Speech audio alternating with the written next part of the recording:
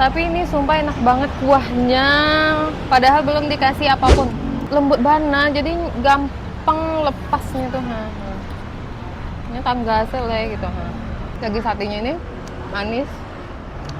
Jadi Indomie goreng yang gurih itu kan. Indomie goreng ini udah gurih ya. Ketemu kuah sate, ini juga gurih. Tapi ada manis-manis gitu. Dan kuah satenya ini nggak pedas sama sekali. Cara rasa, jadi picelnya ini kuahnya itu nggak terlalu kental. Gilingan kacangnya itu halus.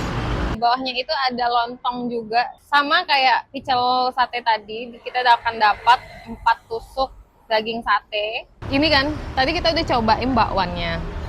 Terus di dalam bakwannya itu kita kelihatan, Bu, di dalam bakwannya ini kayak ada, nggak tahu nih, ada daun kah yang di blender di dalam bumbunya? Ini yang ijo-ijo ini kan? Ada. Dan itu resep kita. nah iya, itu yang kayaknya bikin beda dan wangi banget, harum gitu.